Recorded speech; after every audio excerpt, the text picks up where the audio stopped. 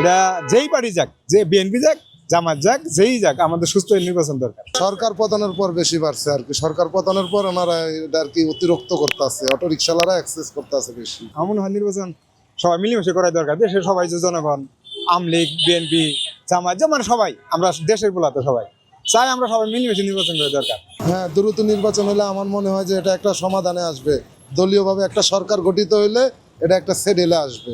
খুব কঠিন অবস্থায় আছি, আল্লাহ কঠিন অবস্থা রাখছে। মানে ধরুন জমা তুলতে পারি না, এরকম অবস্থা আমরা। এটা যেই পার্টি যাক, যে বিএনপি যাক, জামাত যাক, যেই যাক, আমাদের সুস্থ নির্বাচন দরকার। আমাদের বিশ্বাস জামাত যখন আর নামাজ যখন পড়ে তাহলে ইসলামটা কায়েম করতেই পারে। আমার তো মনে হয় সবাই মিলেমিশে নির্বাচন করা দরকার। আমার মনে হয়, আপনাকে ধারণা কি?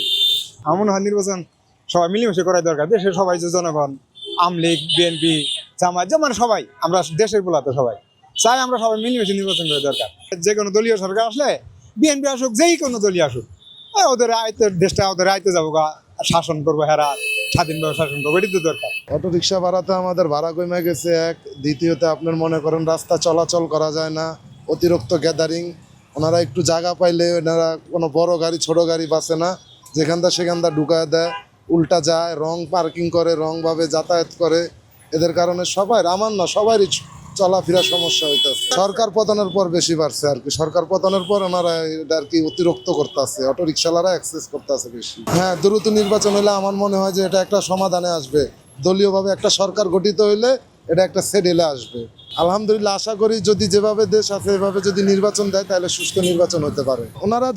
ওনারা দেশের সম্বন্ধে কি বুঝে না বুঝে আমি জানি না, কিন্তু জামাত যদি ক্ষমতায় আসে ওনারা দেশ চালাইতে কষ্ট হবে। কষ্ট হওয়ার কারণ ওনারা তো কোনো সময় ক্ষমতা ছিল না, আর এবং কি ওনাদের ওই ব্যাপারে অভিজ্ঞতা নাই।